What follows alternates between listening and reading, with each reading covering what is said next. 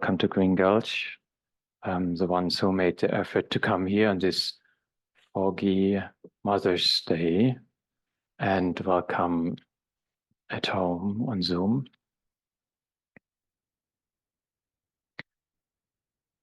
Maybe I want to spend the first minute really to acknowledge and celebrate the mothers of this world.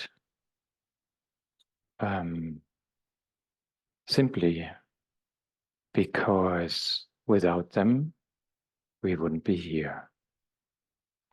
So I want to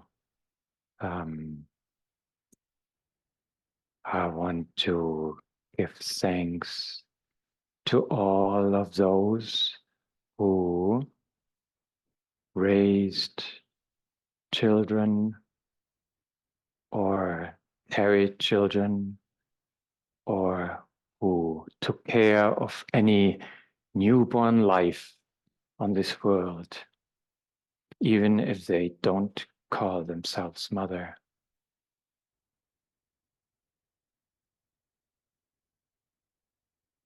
There's never enough gratitude we can bring forth.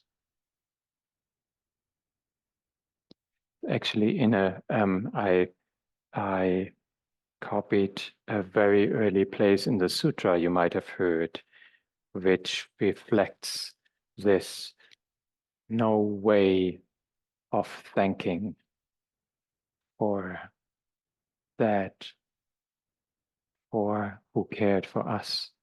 And the piece says, even if one would carry you, referring to mother and father, on our shoulder, and so doing should live 100 years, anointing, kneading, bathing, and rubbing your limbs.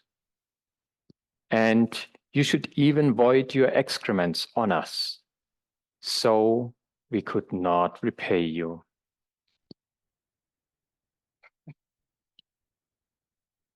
I agree, and maybe I would add a bathroom break in there. It's always good to check before you make too many gifts.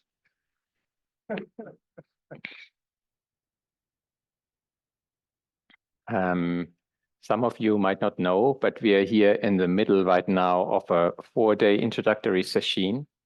So you're joining actually our last stretch of our sesshin, which goes until noon and started 3.5 days ago.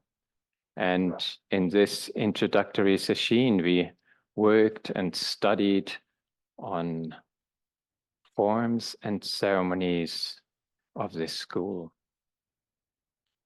And so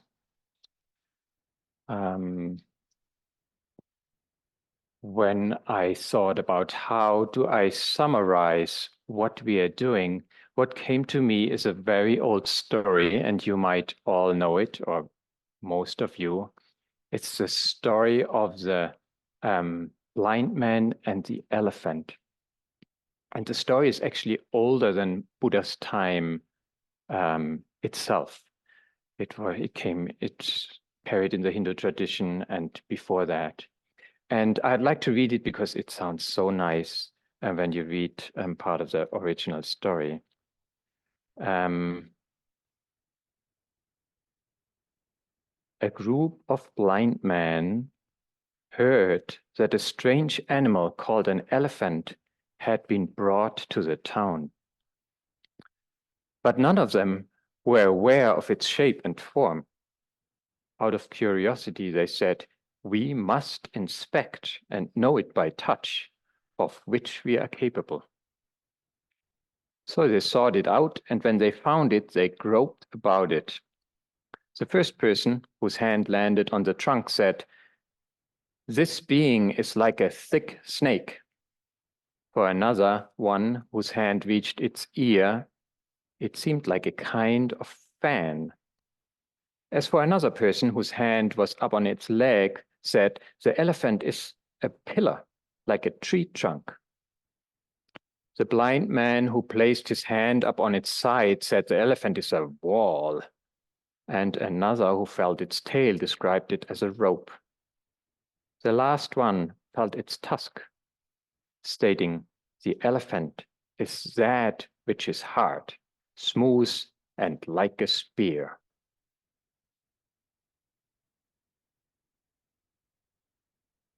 Up to this point, the story, I just want to give a little bit more credit to these blind people because they're usually not credited. This story seems like they are acting pretty smart. And it reminded me very much to what we do here or did here in sesshin. First, they acknowledged that they are blind, which is maybe a rare thing these days. Secondly, they used what they are capable of, namely their bodies. And thirdly, they did it together to investigate. And that's all what comes to mind about this sesshin here. And unfortunately, the story has, at least some of the versions of the story, there are many, many versions, have some really nasty ends. So they, everybody believes, of course, in his sort of assessment of the elephant, and everybody extrapolates just from his assessment about how the whole elephant looks like. And there we have a disaster. And then they got into arguments and I think beat each other up. We didn't do that. And it helps if we have silence here, you know, like we can't talk about the elephant.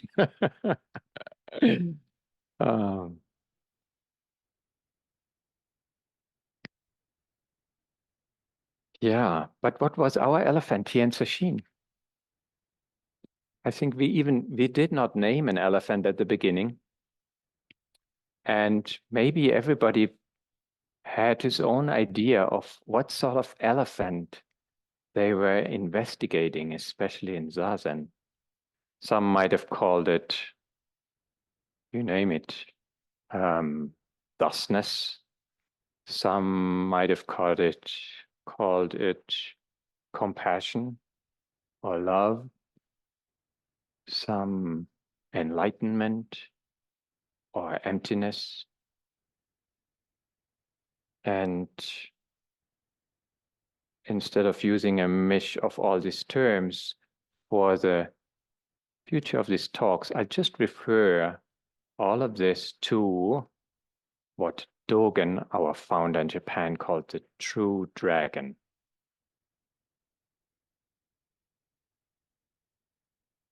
And so what did we discover about the true dragon? I heard some reports. Some felt like big space. And others said like it was really deep and warm. And some felt like it was very painful or chatty. And others meant like, oh, it was very chatty, so it couldn't be it. So there were quite some assumptions here too, including myself. And our founder warns us in the scripture which we are reading in the morning, where it says, "Dear followers of Zen," I make it a bit longer. "I know you're long accustomed for groping for the elephant. But please do not believe that by groping for the elephant, you apprehend the true dragon.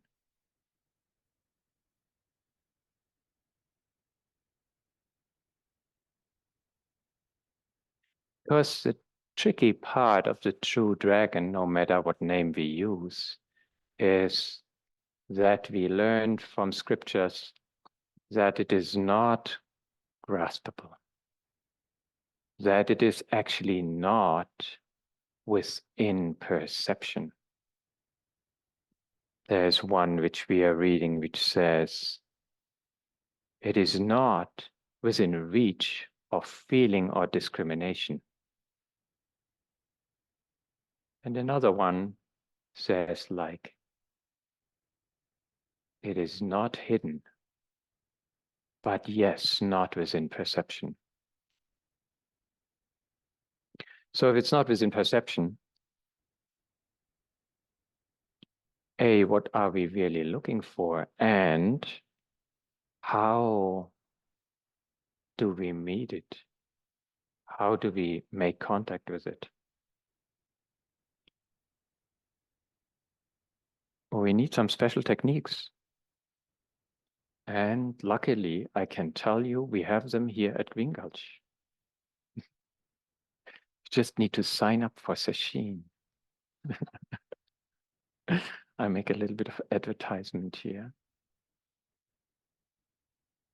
The techniques are called forms and ceremonies. And that is what we studied here. It's like the forms of bowing, the forms of kinhin, meditative walking, the forms of oryoki, eating traditional meal, and the form of chanting, service, and finally the form of zazen, meditation. And you might think like, yeah, but how does that reach? How does that get me in contact with the dragon I'm yearning for?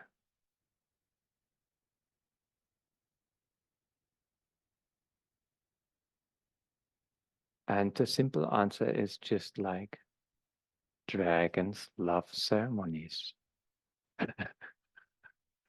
It might remind you to a big book title, but and tacos, yes.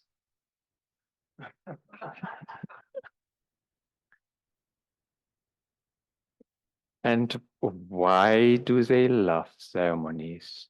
Because the ceremonies are music in their ears. And what is the music? The music we are doing with the ceremonies is called wholehearted effort with no goal, with no achievement, here and now. That's what our ceremonies are about. And that's what dragons love. And that is why you can meet them there.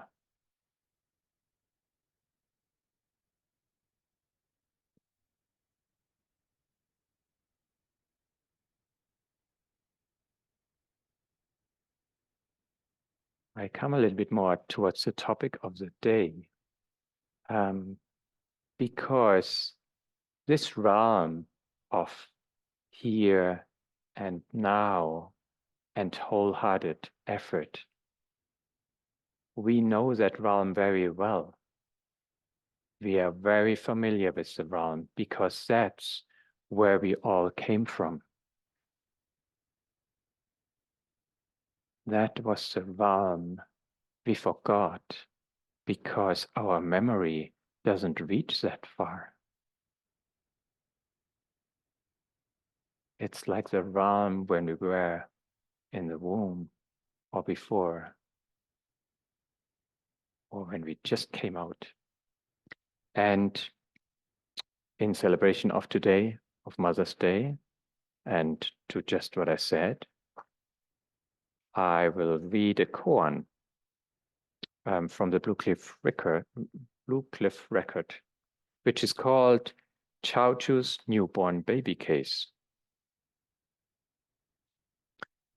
The case is, a monk asked Chaochu, Does a newborn baby also have the sixth consciousness?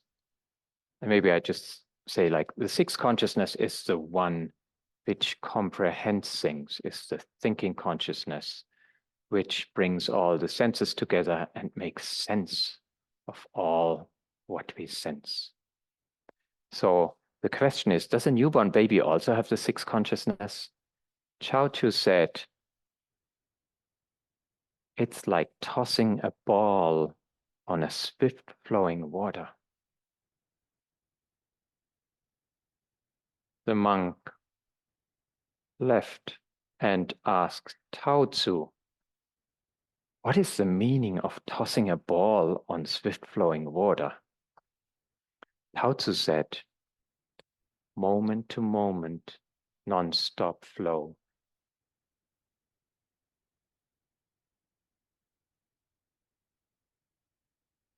That's the realm the babies are in. And in the commentary of this Blue Cliff record, which is a compilation of koans, a very old one, it says, a person who studies the way must become again like this. Then it goes on and says, like a fool, like an idiot. And I say, like a baby, non-stop flow. This, it goes on, this is the place where patch-robed monks really and truly acquire power.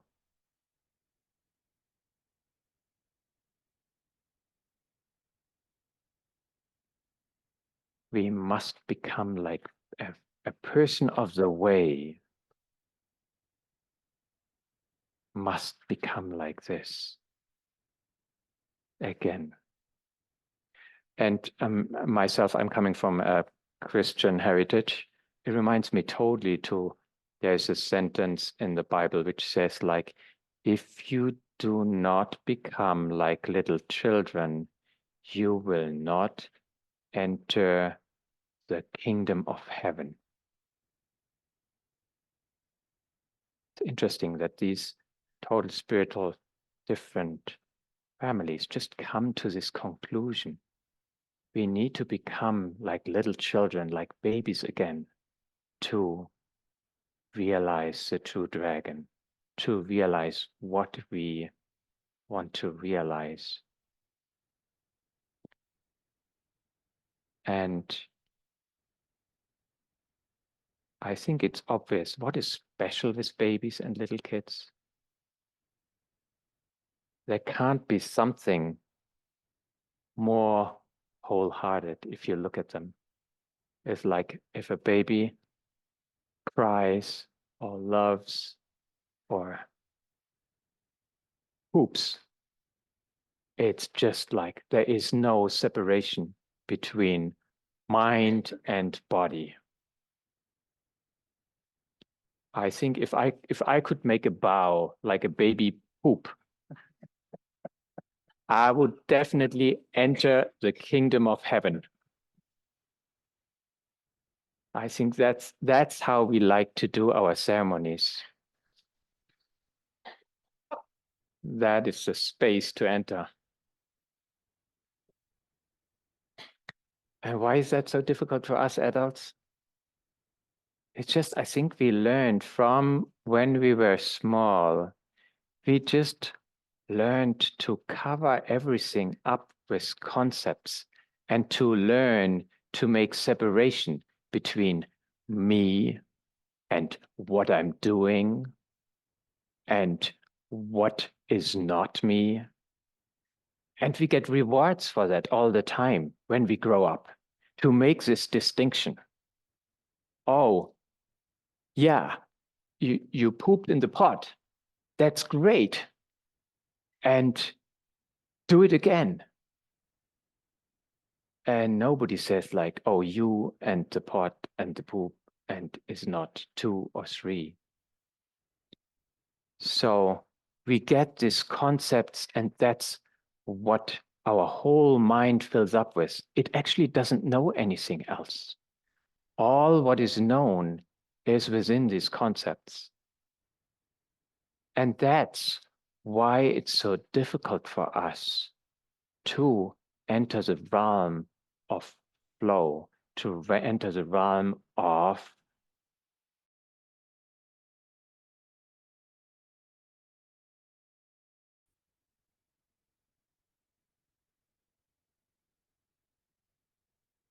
so then how do we get back there?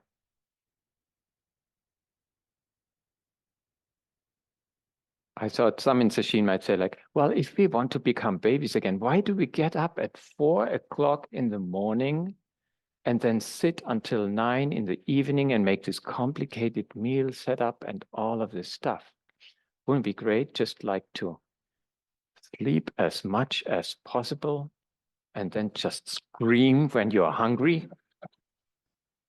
And then somebody comes and serves you food and maybe sings you back to sleep. Maybe that would be most popular retreat at Green Gulch. I think I'll bring that to the development department. Except it would be very staffing intense, I think, because like you need for every participant, you need his own nanny.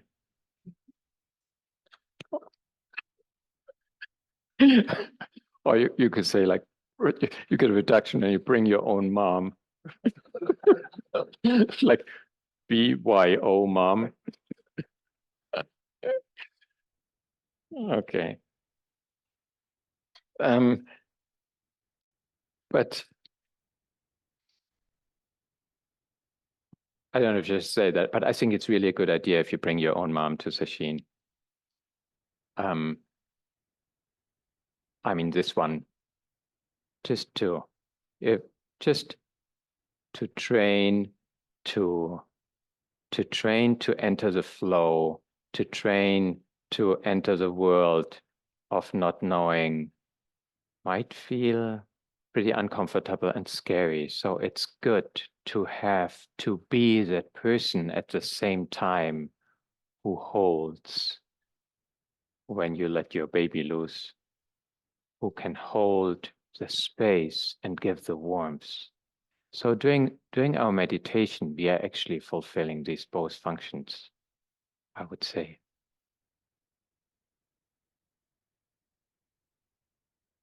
Now I moved a little bit off topic here. Yeah, but back to the question, how do we get to the place of wholeheartedness again? How do we get to the place where the dragons live, as Dogen says? And Dogen makes a direct suggestion in his instruction for the ceremony of Zazen. And that says, put aside all movements of the conscious mind, the gauging of all thoughts and views, and learn to take the backward step that turns the light inwardly to illuminate the self. Just want to start with the first part. Put aside all movements of the conscious mind, the gauging of all thoughts and views. That sounds pretty simple to understand, at least. It's pretty difficult to do, maybe you wonder. But I think what is referred to, especially with gauging of all thoughts and views, is not like not having any thoughts and views, but just not to get involved in them, not to steer them up, and maybe not to identify them with them. That's like non-involvement, not gauging the thoughts and views. But where I want to go is to the second step, where it says, and learn the backward step that turns the light inwardly to illuminate the self.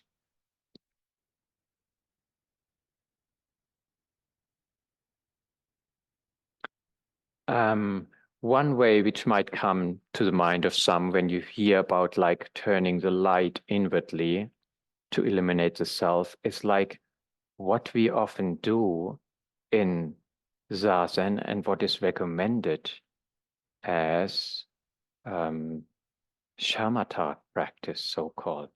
It's like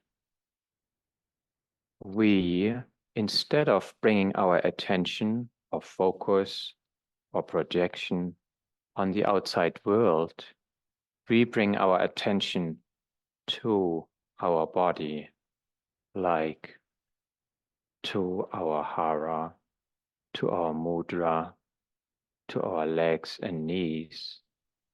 And this way we can calm our mind and get peaceful. And I think that is a very, very helpful technique. Some people follow the breath while sitting, and other people just are aware of the posture. The nice thing about that teaching is we understand it. We have at least the idea that we can do it, because instead of looking outside, yes, even though it feels sometimes tricky to hold it, we can put our attention on our body parts or on some space in the room, because that still feels within knowledge, that still feels within what we call perception.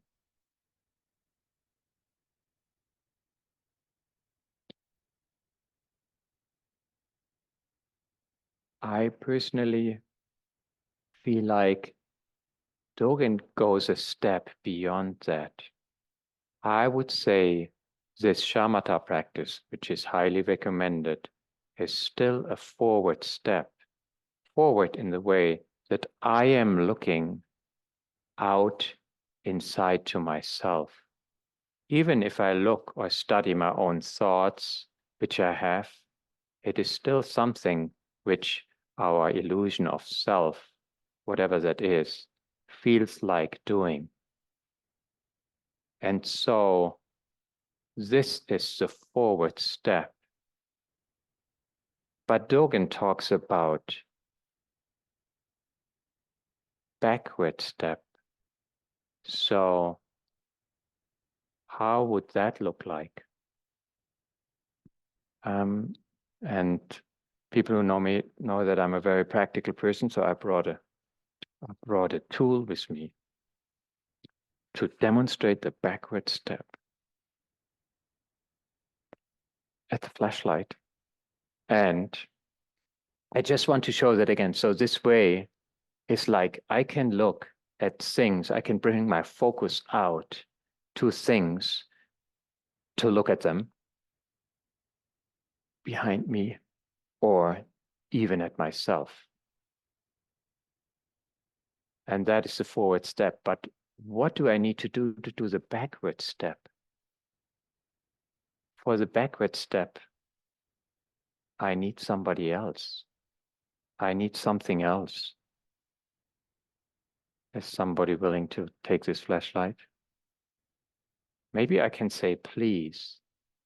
But then I have to let it go out of my hands. And I'm in no control at all. And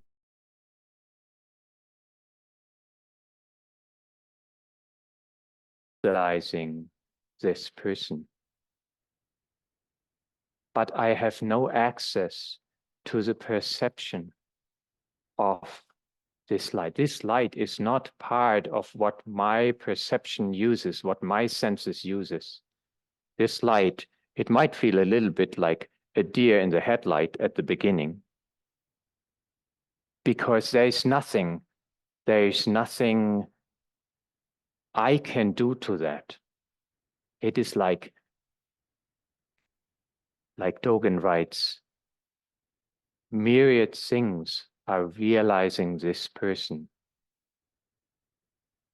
This is creating this person, myself.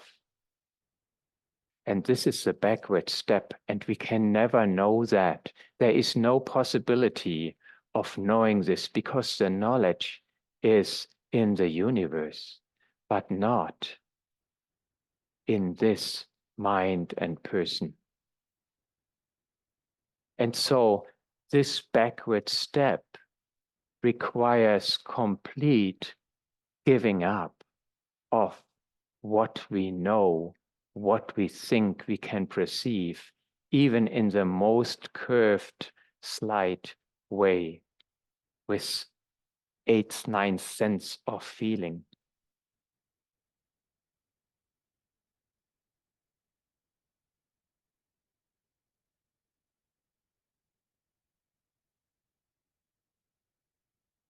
So this backward step requires giving up all what we learned during our adulthood.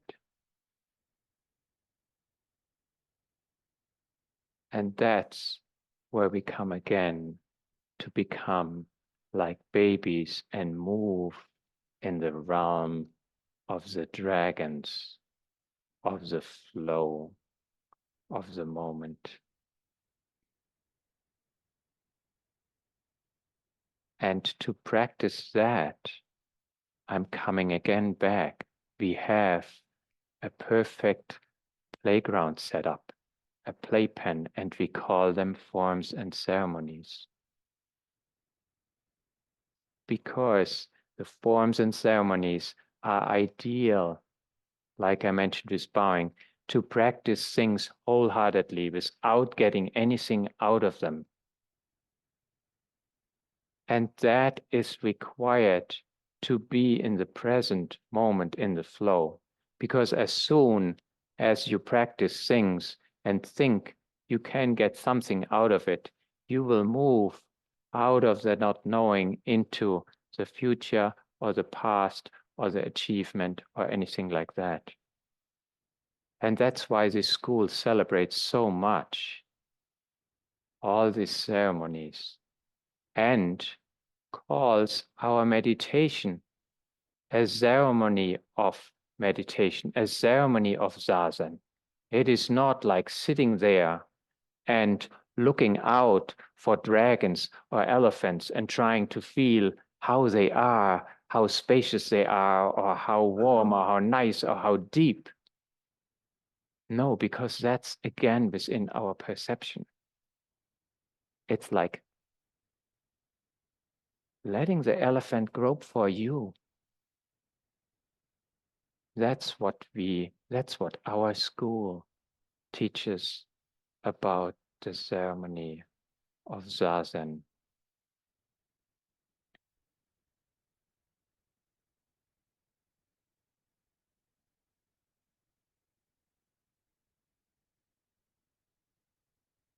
Yeah, I think that's where I stop for now. And I just want to encourage to build yourself a playground, a playpen, where you can let the light, the things, the myriad things, the dragons investigate you. And the nice thing about that practice is you cannot do anything wrong. There are all these complicated meditation practices or jhana, whatever, which you need to achieve and go there. But with the ceremony of zazen, you can just sit. And if thoughts come up, then the thoughts come up. Let them be investigated by the dragons. Let them be loved. You can make them a gift to them.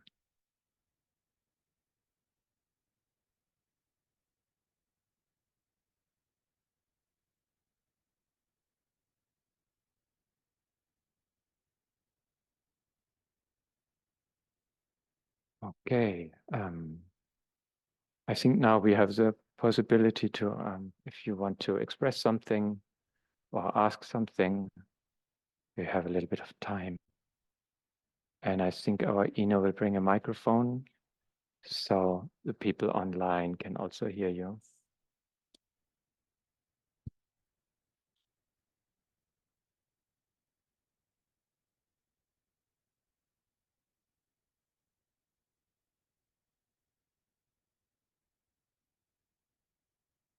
You really have to speak closely and hold it parallel like that.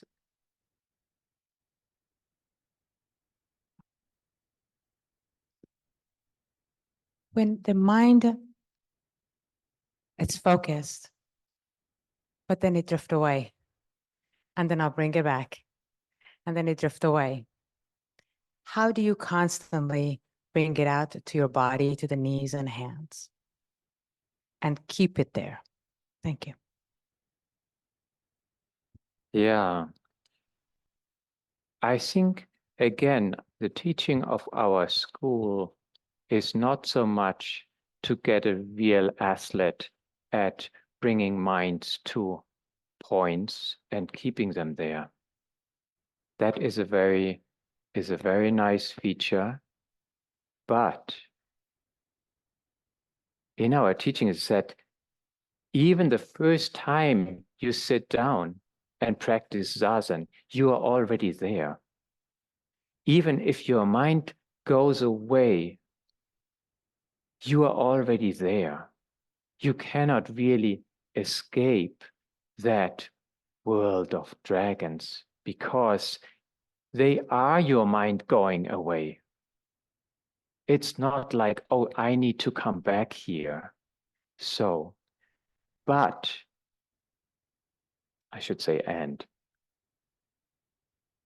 it is very helpful for us for relieving suffering to be developing a concentration practice.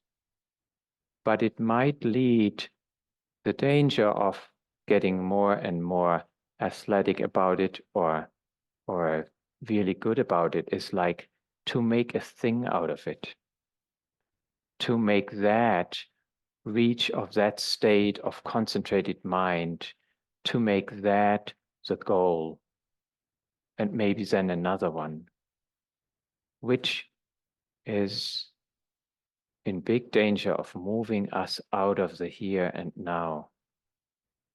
That's why I would also recommend in general, maybe develop a more and more subtle practice of watching your body. So rather than practicing so much as a focus on beaming in on something, is to get more and more loose so you just don't lose it maybe, but open up to a bigger space and see what happens.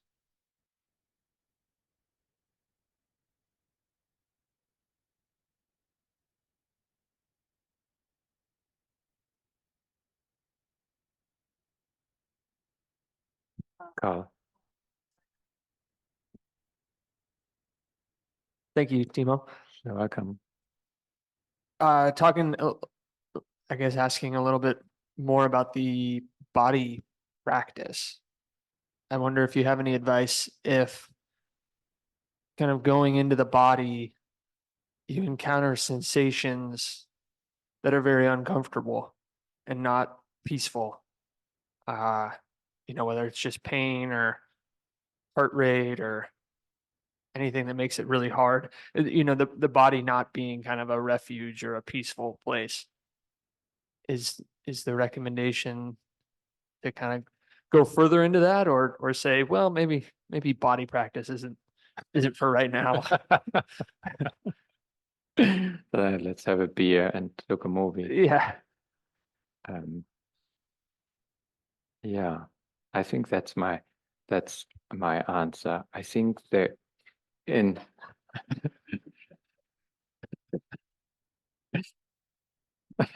I hear that would be a good answer, yeah. But I feel like there's no way. I mean, you can try to escape what happens right here, right now, but that will be always an escape. And that won't bring you where you're yearning to be. So it's a different thing. Like when you say, like, I have pain in my knees and it's really like, it's totally overwhelming. I need to change the posture. Yes. But to have pain in your knees and try to move, try to escape that, either by the mind or escape it even by the posture change, is not letting you get intimate with the reality. And besides that, is also not letting you train all the virtues of patience, generosity, and so on to these difficulties. I think there's, for us, no way around to learn to accept and welcome difficulties in our body or our mind. Because only when we can accept them, we can be present without escape.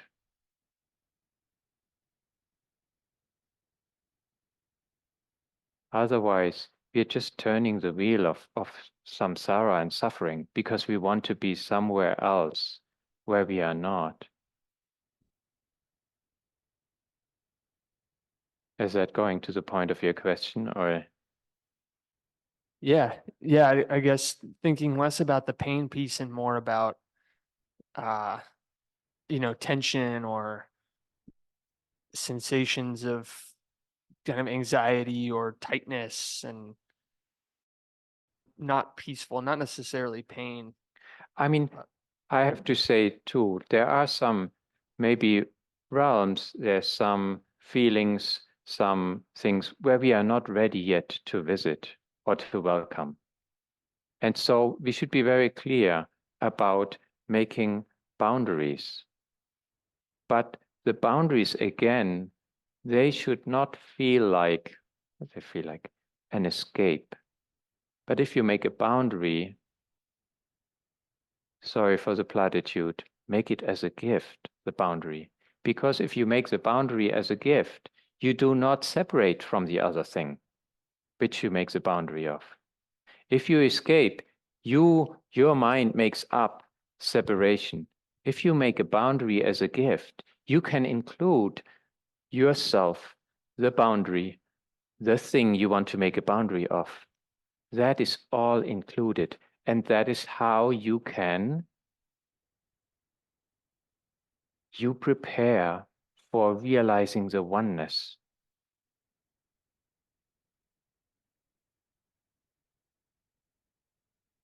And when you move away from it or turn away because you can't look at it, then it's fine. It's just missing what we are yearning for.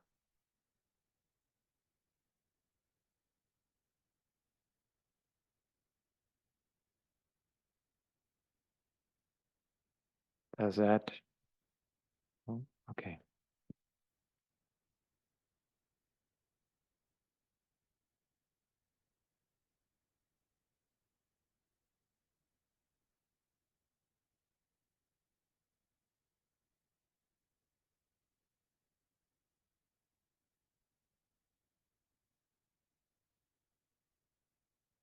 Thank you for your beautiful talk. I more than anything wanted to share something.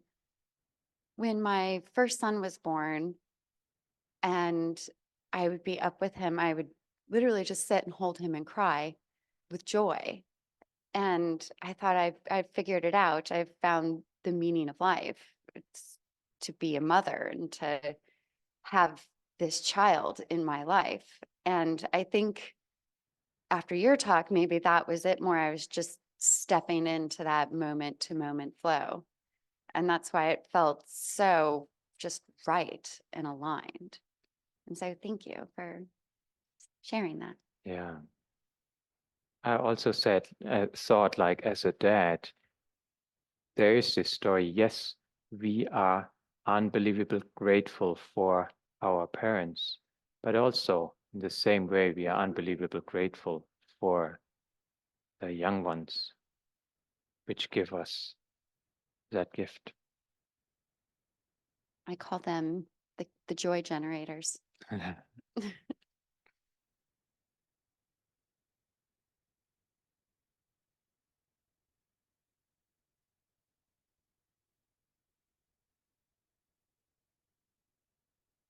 Can't see anybody today. Thank you, Jude. Thank you, Thiemo. So this concept around the wholehearted effort feels a little bit in tension with the idea of the middle path and balance and in some ways, noticing the thoughts or the sensations, but not getting swept up in them. So can you speak just a bit more about those different concepts and how they come together? Yeah. Maybe we have an idea in general about wholehearted. I mean, the baby is also a picture about wholehearted, that somebody could do something completely wholehearted, but you say get lost in it, but does not stay upright on the middle path. Is that what you're bringing up? I think I would say, like, for a baby, everything is the middle path. But for us adults, wholeheartedly does mean that I am wholehearted, that I am upright, that I am fully there, and that I'm not leaning into it or moving back. So maybe that gives the wholeheartedness a little bit of a different spin. I mean, when I say spin, I feel like the wholeheartedness or the middle way is like two balls which are just in the perfect position on top of each other. So wholehearted is like moving into your anger, for example, is not what we call wholehearted, or is not what I would call wholehearted.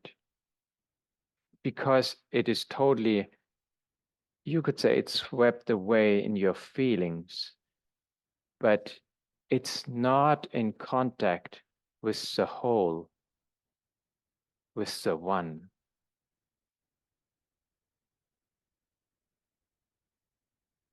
But it's a good question to investigate. It's a good point of, like, where am I wholehearted? And I feel like that exactly is why the training in these ceremonies is a perfect container, because there is nothing to grasp or to get out of them. I mean, you don't get anything out of a bow. So you can get an easy feeling about how you make wholeheartedly a bow. Well, if you eat ice cream, it's a different thing. If you say, I eat wholeheartedly the ice cream and just gulp it down, it's a different thing. I would not call that wholehearted. And that's exactly where maybe the general colloquial use would be a little bit different from what we call here wholehearted. Does that address a little bit? Yeah. Thank you. I mean, just saying, yeah, yes, I would say the middle way is the wholehearted way.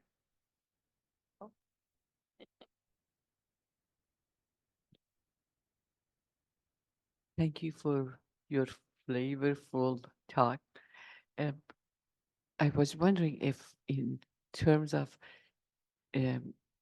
meditation, we are usually focusing on breathing, and I didn't hear that today. That Focusing how- on reading breathing, yes, in meditation. yes. If we are Oh, breathing, sorry. I heard reading, yeah.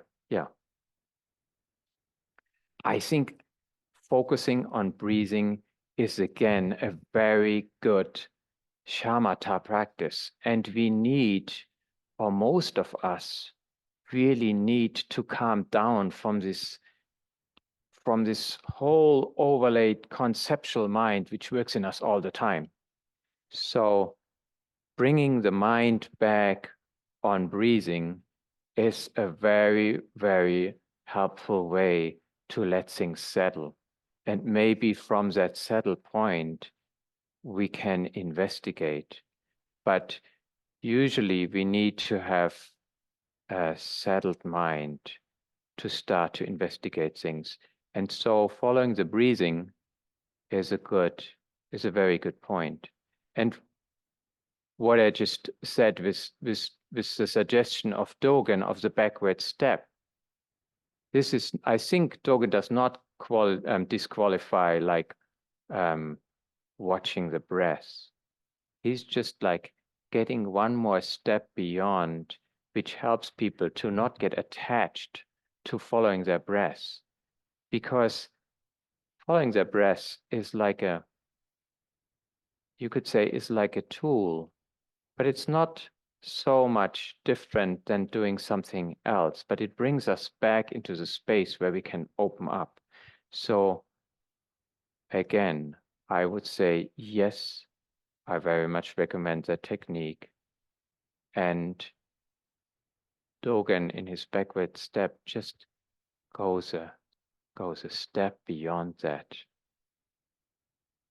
and says like, in reality, the breath makes you.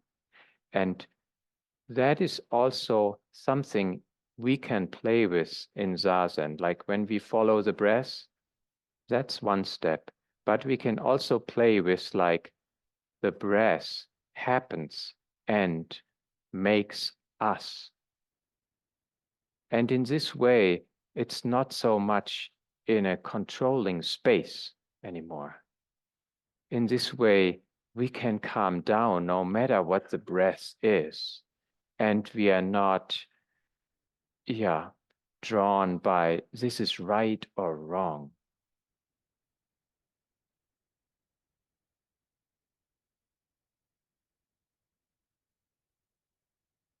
Maybe time for one more question.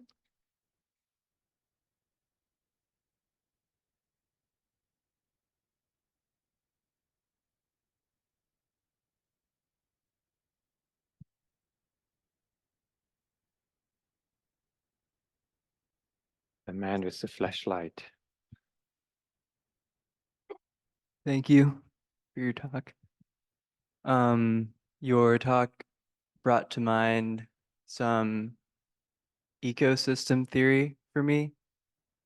When we go forth and try to confirm the dragons or grope around and define the dragons in our gropings, how we might grab a feather and from that wash away the topsoil. So settling to forms and allowing the dragons to come forth and confirm us feels like forms of an ecosystem and allowing nature to guide how you might farm or garden.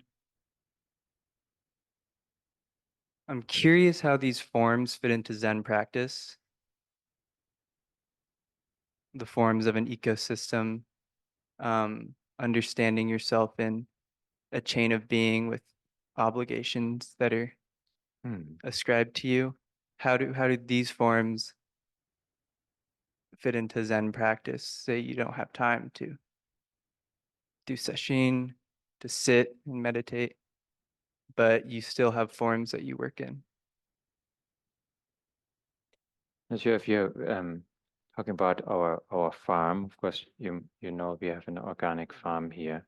But in general, first I would say like, yes, your point seems very resonating with that. Like instead of dictating nature what it should do, or at least trying to do that, and in contrast, letting you be told by the things, by the ecosystem about what is appropriate.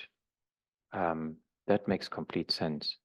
And with regard to time, I don't think of course, we have here some certain jobs, so everybody does their thing. But overall, practicing Zen or practicing this this reality is not limited to anything.